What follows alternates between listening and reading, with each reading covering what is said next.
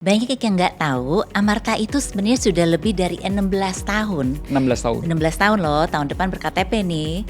Didirikan 2010 dengan misi untuk memberdayakan perempuan UMKM khususnya di daerah.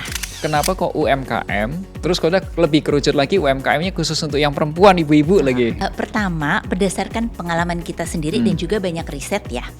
Perempuan itu biasanya kalau mereka menjalankan bisnis selalu mengutamakan kesejahteraan dan well-being dari keluarga. Jadi semakin mereka sukses, semakin kita juga bisa tumbuh gitu. Sampai saat ini kita sudah melayani lebih dari 4 juta UMKM perempuan. Berapa jumlah karyawannya kok gitu? Saat ini sekitar 10.000. Karena ini melayani banyak pulau ya dan banyak 50.000 lebih desa. Sebenarnya banyak riset yang menemukan bahwa impact investing itu kalau dilakukan dengan benar mengarah kepada bisnis-bisnis yang berkelanjutan. Halo Sobat Finansialku, kembali lagi bersama saya Melvin Mumpuni di channel YouTube Finansialku.com di program FinTalk, Finansialku Talk Podcast. Teman-teman, belakangan ini saya lagi banyak berpikir dan banyak merenung gitu dengan investasi ya. Dulu tuh kalau kita investasi selalu tanyanya berapa sih cuannya, berapa sih keuntungannya, berapa sih bunganya. Tapi kita nggak pernah nanya tentang ini investasi kita ini apakah berdampak buat orang lain, apakah ini bisa berkelanjutan. Artinya nggak cuma sebentar-sebentar nih investasinya, tapi investasinya bisa jalan lebih panjang gitu. Hari ini kita itu akan banyak ngobrolin tentang investasi yang berkelanjutan atau investasi yang berdampak. Orang-orang bilangnya adalah social investing. Nah, hari ini saya akan ajak salah satu teman saya ya dari perusahaan namanya Amarta dan namanya Mbak Harumi. Halo, apa kabar? Halo Mas Melvin, seneng nih bisa ngobrol hari ini. Iya, seru ya kayaknya ya kalau kita ngobrolin investasi nggak cuma ngomongin cuan tapi ngomongin juga tentang berkelanjutan dan juga tentang dampaknya gitu ya dari investasi kita. Oke, tanpa berlama-lama langsung aja kita ngobrol ya. Mbak Rumi mau tanya sebenarnya, kalau Amarta itu tuh boleh dibilang perusahaan apa? Mungkin banyak yang nggak tahu juga dan kapan mulai berdirinya sih? Nah ini menarik Mas Melvin, banyak yang nggak tahu Amarta itu sebenarnya sudah lebih dari 16 tahun. 16 tahun. 16 tahun loh, tahun depan berKTP nih. Didirikan 2010 dengan misi untuk memberdayakan perempuan UMKM khususnya di daerah. Oh, Ya, jadi sudah 16 tahun kita menekuni misi ini bermula dengan pendanaan produktif karena kita lihat ibu-ibu ini ya, mereka banyak sekali yang ingin membangun usaha kecil, biasanya rumahan aja sambil ngurus anak, ngurus suami, tapi mereka kesulitan untuk mendapat dana. Ini kan segmen yang ya bagaimana ya mereka rata-rata kan di daerah nggak punya agunan, usahanya pun mungkin hanya di emperan rumah begitu. Nah, tapi gimana? Padahal mereka punya semangat yang luar biasa gitu untuk maju.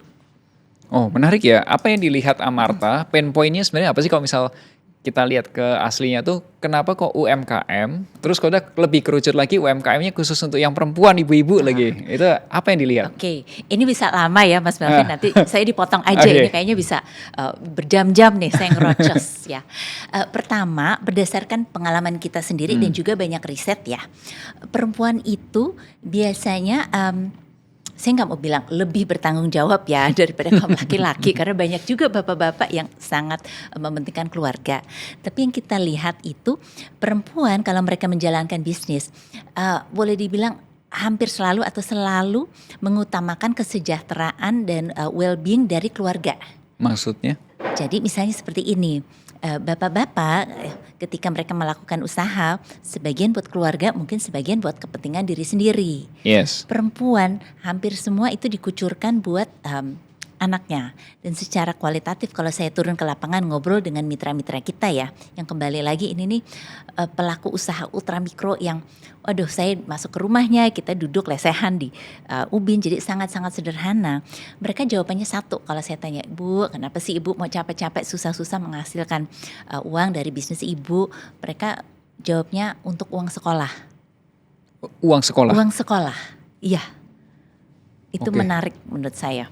Wah, Berarti mereka juga memikirkan sekolah itu penting ya, kalau diperjuangkan Betul, gitu. benar-benar diperjuangkan. Jadi kita lihat dari mitra yang kita dukung ini biasanya sudah punya anak ya mungkin 1, 2, 3 bahkan ada yang 5 atau 6 ya. Wow. Dan mereka mencari cara gimana anaknya ini bisa achieve more. Kita kira-kira begitu sih. Oh, karena ada yang diperjuangkan untuk sekolah itu, jadi si ibu atau si pemilik usahanya tuh kayak ngotot menjalankan atau memutarkan dan memperbesar Benar gitu maksudnya. sekali, betul. Saya lihat ya jadi sambil ngobrol sama saya mereka sekalian masakin anaknya, ngomong anaknya, tapi juga misalnya jualan, ada yang jualan waktu itu rempeyek ya, jadi dia sambil minta maaf Bu, saya ngobrol sama ibu tapi saya masih goreng apa gitu. Terus saya coba bantu ya, tapi kayaknya saya kurang ahli gitu. Wah respect banget deh sama ibu-ibu ini. Oke, kalau tadi selain UMKM dan wanita gitu ya, apa yang membuat Amarta berbeda dengan yang lain gitu? Oke, mungkin dari awalnya ya kita terlihat agak beda. Pertama itu kita dibangun sebagai impact investment. Kenapa? Karena kita percaya pada investasi yang seperti Mas Melvin bilang loh tadi berkelanjutan. Saya suka banget sama konsep itu. Jadi kita tuh nggak mau kasih orang sedekah. Ini kan bisnis harus berputar ya. Betul. Dan kalau kita mau survive, kalau kita mau bisa memberikan dampak yang berkelanjutan, kita pun harus profitable, harus ada cuannya. Gimana caranya? Baiknya kalau dalam konsep kita bangun bisnis yang juga memberdayakan ibu-ibu mitra ini. Jadi semakin mereka sukses, semakin kita juga bisa tumbuh gitu. Betul. Nah caranya gimana kan? Pertama kita benar-benar fokus pada satu segmen ini yaitu pelaku usaha perempuan di pedesaan. Itu jarang banget loh Mas yang melayani. Kalau boleh ada gambaran, itu ibu-ibunya tuh usia berapa, terus bisnisnya Oke. kayak apa? Ya. Oke, pertama sebenarnya dari segi usia cukup beragam ya. Yang pasti semuanya udah ber-KTP lah. Kita banyak kan di usia 30, 40 bahkan 50 ada gitu. Oke. Ya jadi rata-rata sudah berkeluarga, tinggalnya di pedesaan. Kita melayani lebih dari 50.000 desa dan lebih dari 60% ini di luar Pulau Jawa. Jadi Sumatera, Sulawesi, Kalimantan, Bali, Nusra. Saat ini Papua belum, memang ada rencana untuk kedepannya masuk, tapi kita pelan-pelan. Kita memang dari dulu nggak pernah bergegas lah, karena konsepnya kita melayani dengan benar. Dan untuk itu kita harus mengerti karakter orang yang kita layani. Oke. Kenapa? Karena kita ini memberikan pembiayaan. Kita harus mengerti ekonomi di situ seperti apa, pola bisnis di sana yang cocok seperti apa. Bahkan kita mungkin harus menyadari misalnya sekarang ya perubahan iklim, bagaimana itu berdampak kepada segmen yang bertani. Nah ini juga menarik mengarah kepada pertanyaan Mas Melvin tadi ya.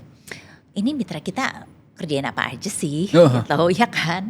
Dari jutaan UMKM yang kita layani ini kurang lebih setengahnya itu kita lihat masuk di sektor perdagangan. Kebanyakan warung kelontong. Oh. Ya, warung jadi kelontong. sembako, terus ada juga lumayan besar yang di peternakan dan pertanian. Oke. Biasanya mereka akan punya lahan kecil di belakang rumahnya gitu, mungkin dari keluarganya, terus mereka tanam misalnya bawang, limun, buah-buahan seperti itu.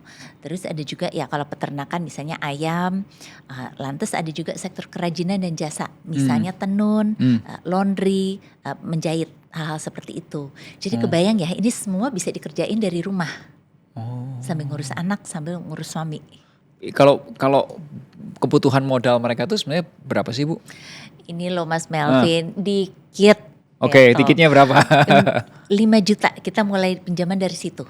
Kita mulai pendanaannya 5 juta saja. Dari 5 juta itu ya, kita lihat mereka banyak sekali yang mampu membangun dan mengelola bisnis. Mungkin salah satunya karena mereka juga dari rumah ya, jadi biasanya untuk sewa hal-hal seperti itu tidak ada biaya itu. Tapi selain itu memang ini di daerah ya dan skalanya kecil tapi bisa jalan. Jadi ini sektor real. Nah menurut saya itu sangat menarik untuk dijadikan lahan investasi. Betul, karena banyak orang pengen invest di sektor real tapi mungkin nggak punya waktu untuk operasionalnya dan lain sebagainya. Padahal sebenarnya sektor real itu kalau boleh diceritain, sebenarnya itu yang membuat ekonomi Indonesia kan berputar kan. Sektor real UMKM itu kan yang membuat jadi pondasi ekonominya di Indonesia tuh makin kuat gitu. Bahkan katanya tahun 98 itu waktu terjadi krismon yang bisa membuat Indonesia cepat bangkit adalah sektor UMKM-nya itu. Itu kita juga rasain pas COVID ya. Oh, Waktu itu kan pertumbuhan di kota, di urban itu sangat-sangat tertekan. oke. Tapi kita lihat bahwa masyarakat kita bilang grassroots economy lah ya, akar rumput lah. Di pedesaan itu lebih resilient, lebih kuat karena Oke. memang sektor real, orang kan tetap makan. Terus apa yang mereka hasilkan jasa dan produk itu kan digunakan oleh masyarakat sekitar ya. Jadi nggak mungkin mati. Oh. Tadi kok menggunakan kata berdampak gitu. Boleh tahu nggak sih berapa besar dampaknya atau mungkin gampangnya berapa banyak UMKM yang terbantu dengan adanya Amarta gitu? Oke, jadi sampai saat ini kita sudah melayani lebih dari 4 juta UMKM perempuan. 4 juta 4 juta, UMKM tapi perempuan. 16 tahun ya, Oh, maksudnya ini awal mulanya kita juga pelan-pelan, tapi dengan berjalannya waktu kita sudah bangun sistem yang sebenarnya juga mengacu kepada perbankan ya dari segi tata kelola dan juga ini dibantu oleh teknologi. Jadi secara back end itu kita semua sudah serba digital. oh, Tapi masih ada juga pendampingan karena kita lihat ini kan harus turun ya heeh, ke lapangan. harus turun. Nah itu benar, kita turun jadi perpaduan antara digital teknologi ini dan pendampingan SDM kita yang semuanya itu karyawan Amarta loh ya, kita nggak pakai lepasan. Oh ya? Ya harus di training soalnya. Berapa jumlah karyawannya kok Eh, gitu? Ya total sekitar, ini termasuk headquarters ya, saat ini sekitar 10.000. Karena Oh, ini wow. melayani banyak pulau ya dan banyak 50.000 lebih desa. 10.000 itu udah kayak satu Pasukan. perusahaan manufaktur ya?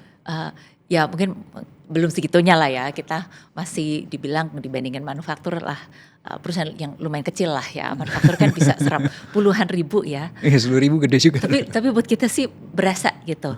Maka itu kita juga menggunakan teknologi ya supaya untuk laporan, untuk tata kelola itu semua bisa transparan dan datanya tiap hari bisa direkap secara cepat. Oke, boleh diceritain nggak atau dieksplor lebih dalam lagi tentang tadi teknologi itu kan mungkin saya kebayang kayak ekosistem gitu ya, yang ekosistem yang ada Amartanya, ada saya sebagai investor atau teman-teman sebagai investor, terus kemudian ada ibu-ibu yang punya bisnis. Itu ekosistemnya itu atau platformnya itu inovasinya pertumbuhannya seperti apa, terus kalau udah data kita aman nggak dengan ekosistem tersebut gitu dan lain sebagainya. Nah, ini konsep yang bagus banget seperti Mas Melvin bilang, walaupun sebelumnya saya belum ngomong ekosistem ya, tapi benar banget ini yang terbangun akhirnya ekosistem setelah 16 tahun ini. Jadi di satu sisi ada si ibu-ibu mitra ini ya, Iya. jutaan gitu.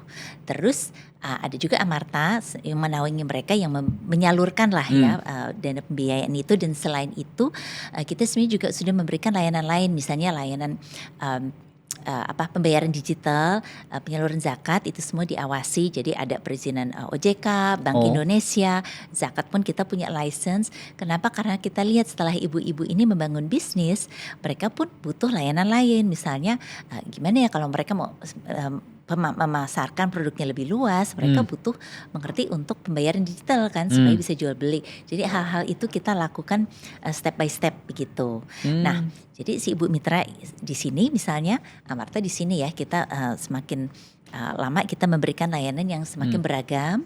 Terus di sini siapa investor-investor yang ingin mendukung sektor real, tapi kan mereka nggak ada waktu ya untuk satu-satu mengetuk pintu ibu-ibu ini dan duduk ngobrol ngeteh gitu, ya kan? Wah itu mah sebenarnya lumayan perjuangan ya, apalagi kalau yang udah misalnya nyebrang sungai, daerah yang ada sinyal itu benar kita terjun ke situ. Fair. Ya saya kalau kelihatan hari ini sedikit gosong mungkin karena itu juga ya, Karena kena ngeliat terik matahari. muter-muter. Iya, tapi seru sih Mas Melvin.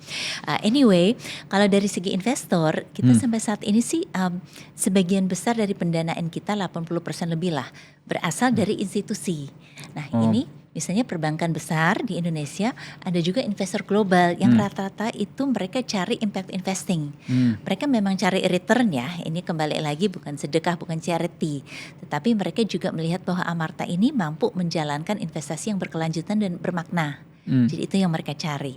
Nah sekarang kita melihat ini tuh sebenarnya banyak masyarakat di luar institusi yang juga tertarik dengan konsep impact investing ya. Mereka pengen cari cuan itu pasti. Tapi juga kepengen gimana sih supaya saya bisa berbuat lebih Itu.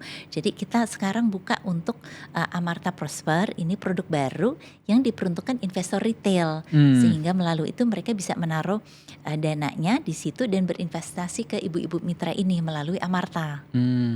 Oke. Anyway, Mbak Rumi tadi boleh ceritain juga nggak beberapa studi kasus atau cerita tentang kan dia kan bilang ada Amarta Prosper dan lain sebagainya, pasti kan diputar ke ibu-ibu gitu ya, untuk pendanaan ke ibu-ibu. Boleh ceritain nggak beberapa dampak yang sudah kerasa langsung gitu sama ibu-ibu? Ini sih kembali lagi ini bisa panjang gitu ya. Oke, ini di tingkat high levelnya aja ya. Karena kalau cerita storynya satu-satu, aduh saya bisa nangis deh mas. Gitu. Iya nanti makeup saya hilang gitu. Jangan deh ntar. Tapi kalau secara high level ketika kita melakukan survei ya, kita melihat hampir 80% dari mitra kita itu mengaku bahwa pendapatan mereka telah meningkat. Jadi ini real dari merekanya. Memang tidak semua tapi 77% itu survei terakhir. Terus kita melihat yang menarik lagi, banyak dari mereka menyampaikan bahwa mereka itu akhirnya mengambil karyawan. Oke, Ya. jadi tadinya solopreneur atau cuma Betul. bisnis sendirian aja. Benar. Jadi punya karyawan. Betul. Nah, siapa itu karyawannya? Ya, sebenarnya Pertanyaannya beragam lagi. ya. Ada yang mungkin paruh waktu, ada yang full time, ada juga yang anaknya akhirnya diperbantukan Oke. atau suaminya. Tapi intinya dibilang, ya saya memberikan mereka upah gitu. Atau ya kalau suami anak ya intinya mereka melepaskan pekerjaan lain dan mereka bergabung sama si ibu ini. Dan ada juga yang mengaku, Bu kita lebih dari satu kok. Kita mengambil karyawan bahkan ada yang 20 misalnya. Oh ya? Jarang ya, tapi ada begitu. Ternyata mereka udah mempekerjakan tetangganya sekitar. Oh. Kayak punya downline gitu. Iya. Menarik loh mas. Iya, dia bukan cuma memberdayakan keluarganya sendiri, tapi tetangga-tetangganya pun juga Betul. udah dapat ini ya, dapat Betul. pekerjaan gitu. Bener banget, jadi job creation. Jadi ketika kita hitung-hitung itu kita lihat sepertinya lebih dari 110.000 gitu. Job creation-nya. Job creation, iya. Yang dihasilkan oleh ibu-ibu ini. Ini konservatif karena kita hitung kalau dijawab ya saya ambil karyawan kita hitung satu aja. Padahal kan ada beberapa yang lebih itu. Kemudian banyak juga yang mengaku bahwa mereka merasa skill pengetahuan mereka meningkat. Karena kan ada pendampingan ya dari tenaga lapangan kita. Jadi mereka misalnya diajarin bagaimana menggunakan aplikasi Amarta Fin ini nih. Amarta Fin. Amarta Fin, gimana mereka bisa melakukan pembayaran digital misalnya dan juga ya diajarin ya maksudnya bagaimana mengelola uangnya dengan bijak. Contohnya kita haruskan mereka untuk punya rekening bank atas nama sendiri. Itu jangan dititipin ya sama saudara, hal seperti itu yang sepertinya juga lumayan bermanfaat lah buat mereka. Oh. Ya, kalau saya sih mungkin pernah pengalaman itu karena saya kan sempat cobain juga ya Oke, Mas. yang tadi Ya. namanya Prosper gitu, Amarta Prosper. Nah, waktu itu saya sempat diajak lihat ke Solo. Terus ada 3 ibu-ibu yang waktu itu saya sempat lihat, salah satunya itu ibu-ibu yang memulai bisnisnya peyek. Bisnis peyek. Udah habis itu benar tadi yang sampein itu di depan rumahnya waktu itu kita ada showcase masaknya gitu. Karena kompornya ada di dalam, ada di luar. Karena kalau semua di dalam, asapnya kalau lagi produksi satu rumah isi asap tuh. Astaga. Jadi harus keluar sebagian kan. Bener, Ya kan. bener. Terus kalau dia cerita, ternyata waktu itu awal mula bisnisnya karena suaminya kena PHK. Suaminya kena PHK dan menurutku si ibu ini tuh tangguh banget ya. Dia memutuskan ya udah yang dia ambil inisiatif mungkin ya istilahnya, ambil inisiatif. Ya udah apa yang bisa dibikin gitu, bikin peyek gitu. Ya udah bikin peyek, bikin peyek jual gitu, sesimpel itu aja gitu. Terus bisnisnya makin gede itu sama Amarta waktu itu ibu cerita beliin kompor. Tadinya cuma punya 2 kompor, sekarang sudah ada 5 kompor. Wow. Terus kalau ada packagingnya juga packagingnya kayaknya Amarta banget ya, ungu deh. Ungu banget ya. Ungu banget gitu. Iya. Langsung ungu banget. Terus menurutku itu salah satu dampak yang sederhana ya mungkin ya, kalau tadi mendefinisikan bisnisnya bertumbuh gitu ya. Dan waktu itu betul memang ada orang selain satu ibu, ada orang lain mungkin tetangganya atau mungkin saudaranya, saya lupa, itu yang bantu dia juga. Ya, kalau tadi itu baru satu cerita. Ceritanya waktu itu satu lagi yang saya lihat langsung ya, itu ada ibu-ibu yang jualan jamu. Waktu itu jamunya itu sampai jadi opening welcome drink ya, welcome drink di salah satu event saya lupa G20 atau G berapa ya. Wow, keren banget Mas. Ya, waktu itu makanya saya lihat, wah sampai sehebat itu ya bisnis ibu-ibu ini ya, dan waktu itu butuh bantuan dari Amarta. Kenapa? Karena dia butuh untuk ada yang satu kali pendanaan untuk upgrade mesin. Jadi yang tadinya bikin jamunya tumbuk, sekarang udah pakai mesin supaya kapasitas produksi meningkat ya. Jual jamunya lebih banyak gitu. Terus suatu kali juga dia lagi dapat order gede, mungkin ada event gede, mungkin event wedding atau event apa, terus dia butuh modal operasional gitu. Dan memang pinjamannya juga pinjaman yang dikasih limit 5 juta tuh mungkin pinjaman cuma 2 juta, 2 juta setengah. Begitu sudah dapat kan dia jualan untuk acara wedding, acara apa gitu, proyekan lah mungkin ya. Iya. Sekali jualannya masif gitu. Begitu punya uang, dapat dibayar sama si yang punya event, dia langsung lunasin cepet. Iya. Kita Jadi- lihat memang mitranya tuh rata-rata sangat bertanggung jawab loh Mas. Iya, jadi kayak waktu itu aku lihat kayak, wow ini the real bisnis di lapangan gitu. Bukan skala yang gede, tapi maksudnya satu-satu itu bukan skala yang gede gimana, tapi ternyata ini dari yang tadinya ibarat kata rodanya itu kecil, lama-lama jadi gede tuh. Ekonominya, uangnya jadi gede karena yang tadinya cuma ngelayanin berapa botol seminggu, sekarang sudah berapa ratus atau berapa ribu. Itu bener banget Mas, banyak banget cerita yang seperti itu. Terus yang saya seneng seperti kemarin itu saya ke Sumba ya, nyebrang kali. Sumba. Ya terus katanya kalinya ada buaya, saya nggak tahu loh, padahal saya udah masukin tangan di dalam langsung saya tarik. Tapi anyway, terus ketemu para ibu-ibu petani gitu, ada satu Iya. kelompok. Mereka kan lagi metik waktu itu bunga pepaya gitu untuk dibawa ke pasar. Terus iseng-iseng ngobrol kan, katanya, oh anak saya pada kuliah. Oh ya? Iya, semua ibu-ibu petani pada bilang anaknya SMA atau kuliah. Jadi hari itu nggak ada yang bantuin. Karena biasanya kan ya, Iya, ada yang bantuin ya. kan ini kan udah sore gitu. Jadi saya pikir kan anak sekolah sering turun, terus iseng nanya, katanya iya anak kita semua lagi kuliah atau SMA. Seperti itu. Dan ketika saya tanya, mereka semua bilang kita nggak ada yang tamat SD. Oke. Jadi itu efek real yang saya rasakan juga. Ya, tapi saya believe loh Bu, kalau misal pendidikan itu salah satu cara untuk ngubah nasib lah. Saya believe. Bener. Saya believe. Dan itu semua bermula karena mereka punya pendapatan dari bisnis yang mereka jalanin itu. Sehingga mereka bisa mereka bisa tutup ya Oke. biaya sekolah itu. Anyway, ngobrol-ngobrol tentang pendanaan gitu ya, pasti ada risiko dong. Kalau Betul. terjadi gagal bayar gitu atau mungkin satu lain hal gitu. Nah, bagaimana caranya Amarta melakukan manajemen risiko untuk kasus-kasus seperti itu? Nah ini izin cerita ya Mas. Mungkin ya namanya kita bergerak di pendanaan lah ya.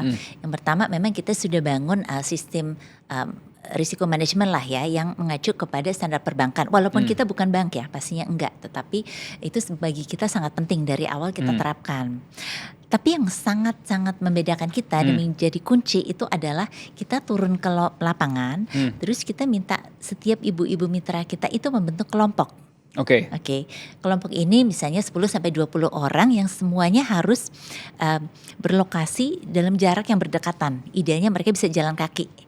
Kenapa? Karena setelah itu kelompok ini yang mereka yang bentuk loh ya Mas, bukan kita yang suruh gitu. Kita maksudnya ngajak, oke, ibu-ibu tolong bentuk kelompok 10-20 orang ini, nanti ada di situ kita akan memberikan pendanaan. Mereka itu tanggung renteng. Jadi kalau satu memiliki ya intinya pembayaran satu akan ditanggung oleh yang lain jika terjadi misalnya ya mereka sakit atau hal-hal lain gitu. Nah, kenapa ini works? Kita lihat sebenarnya ini tuh mengacu kepada model Grameen Bank yang dilakukan di luar negeri ya. Apa Muhammad Yunus ya? Betul banget Muhammad Mas, Yunus ya? benar. Dan kita lihat solidaritas di Indonesia khususnya di pedesaan ya, malah mungkin lebih tinggi lagi kan. Ada riset yang mengatakan tuh Indonesia tuh budayanya sangat-sangat komunal, gotong royong, Betul. sangat erat. Jadi kalau di satu desa misalnya ibu-ibu ini sudah membentuk kelompok dan mereka siap gitu ya untuk saling mendukung tanggung renteng itu, maka pertama ya tentu dari segi pelunasan lah ya akan lebih teratur. Tapi keduanya mereka saling menyemangati. Oke. Itu penting karena kan ya namanya usaha kan kadang capek ya. Naik turun ya. Bener. Terus mereka bilang ya tapi ibu-ibu yang lain kasih semangat. Setiap minggu mereka akan kumpul. Oke. gitu, dan ada pendampingan dari petugas Amarta. Itu yang ada 10.000 orang kedekatan. itu. Iya loh Mas, jadi kebayang ya kenapa kita punya 10.000 orang, karena kerjanya muter dan ini penting ya. Karena kan kita tuh asasnya apa ya, kita memberikan semangat lah, pemberdayaan. Ini bukan penekanan loh, kita kan sama-sama mau mereka maju gitu. Jadi dari situ terbangun apa ya, suatu komunitas gitu yang tujuannya memaju. Mungkin kalau di kota kan ibaratnya apa ya, startup atau entrepreneur gathering arisan gitu ya. Kalau ini versi desa gitu, dan kita lihat ini sangat kuat semangatnya. Oh, keren ya. Berarti selain tadi apa, tanggung rentengnya, termasuk ada orang-orang dari Amarta yang datang langsung, lihat langsung. Itu salah satu manajemen risiko yang ini banget ya, yang menurutku solid gitu. Konkret. Konkret ya, Konkret, konkret. benar. Bahasanya konkret. Oh ya, teman-teman sobat finansialku, saya pribadi sudah cobain investasi di aplikasi Amarta. Nama produknya itu adalah Amarta Prosper. Nah, yang saya invest itu namanya Grassroots Growth Series, Balance dan Balance Flag. Nah, yang balance itu minimal investasinya waktu itu 1 juta rupiah. Ya, dan yang balance flag itu minimal 5 juta. Nah, total yang saya invest pada saat itu, saya pengen coba itu sekitar 20 jutaan lah. Jadi saya pengen coba apa rasanya ketika kita berinvestasi dengan impact investing. Nah, mungkin kalau boleh Mbak Rumi kasih ceritain ini tuh sebenarnya produknya apa, kemudian karena yang saya feel saya itu ketika saya coba di aplikasi itu feel-nya tuh kayak mendanainya itu bukan satu-satu ibu, tapi mendanai itu sekumpulan ibu-ibu atau mungkin bahasa kerennya tuh kayak portofolio UMKM gitu. Nah, itu sebenarnya di baliknya itu sebenarnya ceritanya gimana sih? Di skala yang sekarang ini malah terbuka peluang untuk kita kumpulkan jenis-jenis UMKM dalam satu apa ya, wadah gitu ya, sesuai kategori. Ada kan UMKM yang mungkin baru mulai, ada yang sudah lebih stabil dan selanjutnya. Terus kita masukkan suatu wadah lah, sehingga di masing-masing kategori itu investor bisa masuk dan memilih kategori mana yang tepat sesuai profil mereka. Jadi ketika memasukkan dana, pertama itu dia dapat exposure ke ribuan UMKM lah ya. Dengan itu sendirinya portfolionya bisa lebih terdiversifikasi, pertama dari segi ya maksudnya mitranya sendiri, juga dari geografis dan sektor industri. Itu kan menimbulkan efek diversifikasi yang menstabilkan portfolio, itu satu. Oke, Gitu. jadi nggak semua di satu portofolio ini semua di Pulau Jawa atau di kota tertentu, itu Betul. enggak, itu tersebar gitu. Tersebar karena itu salah satu cara memitigasi risiko dan memberikan eksposisi yang lebih lebih terukur lah. Jadi kita punya 3 kategori. Yang pertama itu namanya dynamic. Oke, Ya. dynamic. Yang kedua namanya progresif. Terus yang ketiga adalah balance. Oke. Di dalam balance ada yang balance dan balance flex yang Mas Melvin coba. Kenapa dibagi 3 kategori? Ini supaya investor tuh ada pilihan sesuai risiko profil masing-masing. Kalau yang dynamic itu imbal hasilnya paling tinggi gitu, sampai dengan 14% setahun. Nah, di situ kita masukkan UMKM yang baru mulai. Jadi potensi untuk tumbuh tuh lebih tinggi lah ya. Tetapi tentu risiko juga lebih dinamis lah ya. Itu cocok untuk investor yang mungkin cari cuan lebih dan berani gitu ya. Terus di kategori progresif itu bisa imbal hasil sampai 11% setahun. Di situ mungkin kita kategorikan sebagai moderate agresif lah ya. Jadi UMKM yang sudah lebih stabil, cash flow-nya sudah lebih kelihatan, tetapi masih ada potensi untuk tumbuh gitu. Terus yang terakhir itu kategori balance. Nah, ini untuk investor yang mungkin risk profile-nya ya dia cari yang lebih kalem lah ya gitu. Ada yang 8% setahun imbal hasilnya, atau kalau versi flex itu bisa ditarik setiap saat setelah 1 bulan. Oke. Jadi likuiditasnya sangat tinggi. Kalau itu imbal hasilnya saat ini di 5,5% setahun. Tapi kan enak, maksudnya Kapanpun bisa. Iya benar. In Jadi and out. daripada ya dananya tidur kan mending masukin situ. Jadi 3 kategori itu Mas. Yes, anyway teman-teman, ini salah satu saran edukasi ya. Jadi kalau teman-teman mau invest, my suggestion teman-teman pelajarin dulu. Nggak usah buru-buru, dan produknya itu banyak. Jadi ada yang tadi bisa diambil dalam sebulan, setelah itu bisa diambil kapanpun. Yang saya coba itu yang flex tadi. Nah teman-teman sesuaikan aja sama kebutuhan teman-teman gitu. Nggak semua orang cocok mungkin yang langsung yang high risk-nya, atau mungkin ya teman-teman sesuaikanlah sama kebutuhannya masing-masing. Dan menurut saya tetap masih ada risiko ya. Nggak mungkin 100%, saya nggak yakin gitu ada produk investasi yang 100% pasti aman gitu. Ya kalau di Indonesia saya nggak yakin sih, pasti akan ada risiko, makanya disesuaikan sama tujuan investasinya teman-teman semua gitu ya. Anyway, kenapa kalau ditanya nih, kenapa kok impact investing itu harus dilakukan sekarang sih? Why now? Ya, itu pertanyaan filosofis ya. Kalau saya sih dari dulu kenapa enggak juga gitu. Ya benar juga sih. Mungkin dua hal ya, dari segi rational investor begitu. Sebenarnya banyak riset yang menemukan bahwa impact investing itu kalau dilakukan dengan benar, itu malah cenderungnya adalah mengarah kepada bisnis-bisnis yang berkelanjutan. Jadi, Setuju. nah itu kan kalau mau profit ya udah jangan kesini lah ya, carilah yang lain. Tapi bisnis-bisnis yang dibangun atas asas impact itu cenderung mereka bisa bertahan dan value creation-nya jalan terus ya, karena mereka memang memikirkan loh, kita setiap tahun bahkan setiap hari itu gimana kita bisa memberikan produk atau layanan yang memberikan manfaat kepada nasabah atau stakeholder lain. Itu satu. Kedua, gimana ya, sebenarnya kita juga tahu banyak sekali channel untuk berinvestasi.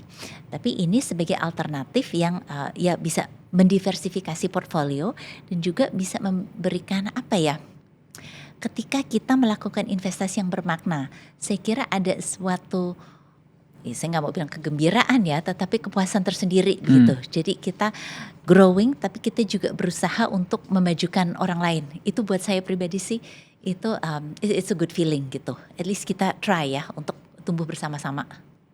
Seperti itu sih Mas. Itu juga kita rasakan juga sih waktu tadinya teman-teman jujur aja ya, ketika itu di aplikasi doang, dampak impact investing itu nggak kerasa. Serius nggak kerasa. Tapi begitu kemarin sempat diajak ke Solo, lihat langsung orangnya, lihat langsung bisnisnya, diceritain sama ibu-ibu, beneran nggak ada cowoknya sama sekali. Ya waktu itu beneran gak ada cowok sama sekali, semuanya ibu-ibu semua, beneran itu ibu-ibu, ada yang ibu jualan ini, ada ibu jualan itu, semua ibu-ibu. Itu langsung bener-bener, oh duitku kesini nih, oh duitku kesini nih gitu. Bener-bener, dan otentik ya Pak, maksudnya ketika diajak ngobrol tuh kelihatan gak dipoles, maksudnya ini as is gitu. Ya jawabannya lucu-lucu ya, tapi itu benar-benar kayak, oh ini loh yang namanya duitnya putar sini, kenapa kok bisa bertumbuh, saya tahu kenapa kok duitnya bisa bertumbuh gitu, karena buat saya ini yang feel yang saya rasakan ya, waktu itu ketika saya kesana ketemu sama ibu-ibu tuh lihatnya, oh kenapa uangku bisa bertumbuh yang tadinya misal invest total 20 juta gitu, misal bisa ditambahin lagi 5 juta lagi, 5 juta terus tambahin, karena bisnisnya si ibu ini juga bertumbuh. Dan si ibu ini juga ngajak kanan kirinya. Nah itu Mas, itu sebabnya Amarta bisa bertumbuh.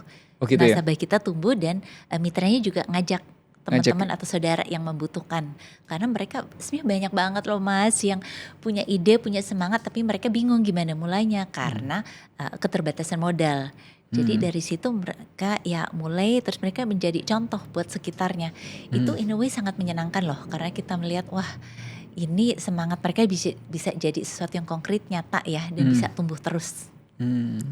Anyway juga teman-teman, satu lagi mau yang saya ceritain, kalau teman-teman Sobat Finansialku sering nonton podcastnya kita atau nonton video kita tuh mungkin kenal nih sama strategi diversifikasi atau asset allocation. Jadi saya selalu menceritakan kayak gini, Mbak Rumi, investment itu kayak orang main sepak bola.